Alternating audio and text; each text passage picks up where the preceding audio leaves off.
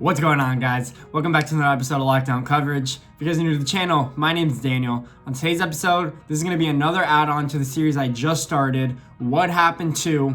It's basically players that had all-pro potential that didn't live up to the hype. On this episode, I'm specifically going to be discussing Johnny Manziel. Yes, Johnny Football, Money Manziel. I'm going to be doing what happened to him after college football, why he didn't live up to expectations with the Cleveland Browns, as well as after the NFL. He attempted some comebacks that didn't work out properly. So without any further ado, let's get into it. Before Johnny Manziel actually became Johnny Football, he did attend Tivy High School in Texas, again, the state of football, if you guys did not know that. But he was a 3-star recruit, not like everyone thought that he would be a 5-star, but he was a 2-sport athlete as well, played baseball, played football, was great at both, did have an illustrious high school career, did commit to the University of Texas A&M, also got offers from Oregon and Stanford, so it's not like he was a bum.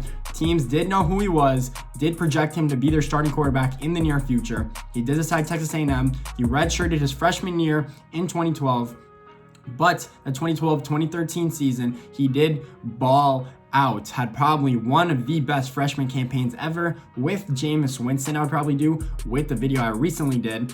Johnny Manziel was a great player his first year, threw for 3,700 yards and 26 touchdowns, did lead Texas A&M to a victory in Alabama, Tuscaloosa. If you guys aren't familiar with this pass right here, in which he did fumble the ball and score a touchdown actually on that same exact play, Johnny led that Texas A&M team to a great record, to the Cotton Bowl, and they won the Cotton Bowl against Oklahoma, who was a great team as well. He did win a Heisman that year. Johnny Football literally became Johnny Football, probably the most iconic, polarized, popular player I've ever seen in 1 year. I've never seen anyone actually come to stardom that quickly other than him, because he had such swagger and such confidence in his play. That's why I truly believe people just got drawn to him. People loved him. That next year in Texas A&M as well, he did have a great year. Not as well. Texas A&M did have a really tough schedule. They did lose to Florida, I'm pretty sure, LSU, Auburn, Alabama,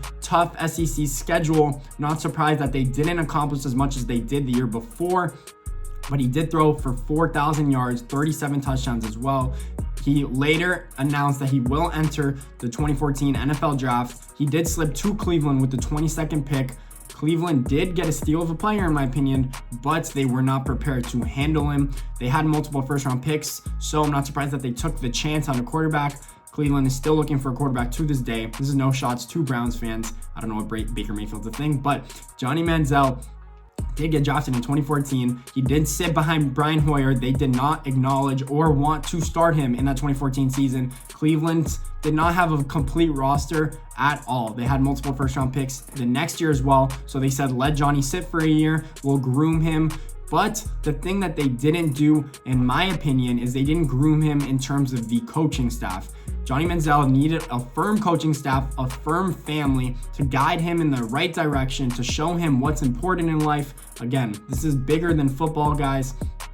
He did have problems off the field. He always did, especially at Texas A&M. He partied, showed it all on social media. At least party and don't post it all. But Johnny Manziel he couldn't get away from the hype, from the crowd. I guess he wasn't ready for it. He did not last. That rookie year, he did play 5 games, start 2. His stat line as a rookie was 175 yards and 2 interceptions, no touchdowns. Johnny Manziel did end up playing more in his sophomore campaign, but it didn't pan out for him then either. He did start 6 games, played in 10. He had 1,500 yards, 7 touchdowns, and 5 interceptions.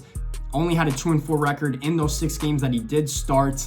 So the Browns did not put a good enough supporting cast around him. He kept getting in trouble off the field as well, and they eventually waived him. Just after 2 years after being a first-round pick, they did not even give him a chance. They showed that roster that they had around him didn't really pan out. He didn't really appreciate football as much as he should have because he was worried about other things off the field. That is just what I'm guessing. I don't know really the full in-depth story, but that is what I would assume happened. That after that 2014 season, he did attempt an NFL comeback because no one picked him up off waivers. He did play in the CFL, the Canadian Football League, in which Montreal did sign him to a 2-year deal. So maybe you thought that he would get his career jump-started again. But in the year that he did play for the Canadian Football League, he did throw 4 interceptions before halftime in one game. That is how he led up to start of his career, he had 1,300 yards, 5 touchdowns, and 7 interceptions. And even going into that second year of that CFL contract, he couldn't even live up to it. They did release him because they knew that he had off the field issues. Because of that, they said that if he sees a therapist once weekly, even daily, I'm assuming, he was troubled off the field. They did not trust him. They did release him just after 1 year. They didn't even let him play out that second year contract. He also did play a few games in the AAF, but Johnny Manziel's downfall was initially that he was too young and he wasn't prepared for the bright lights. I still think he was a great player in college football. He won't live up to the NFL, but maybe if he was put in a better situation, like the Pittsburgh Steelers, like the New England Patriots, if he was disciplined by a good player, by a good coaching staff, maybe he would have made it. But now, just 27 years old, he's officially done with football. He tweeted that he's not trying any more comebacks. He's officially done at just 27. Again, he could be in the prime of his career if he was in a good situation, but Johnny Manziel did have a quick downfall. Also was diagnosed with bipolar disorder. That is no shots at Johnny Football. I hope that he gets his life situated and everything that's important to him, but it looks like his NFL career or football career as a whole is officially over. He did say that he was potentially going to play in the XFL, but now with that being over as well, I think it's actually done. So if you guys like this video, please make sure to leave a thumbs up and subscribe. I'd really appreciate it. More of these to come. What happened to? If you guys like this, please in the comment section below, who do you guys want me to do a video on? I would gladly get to them. Thanks for listening, guys. I appreciate it.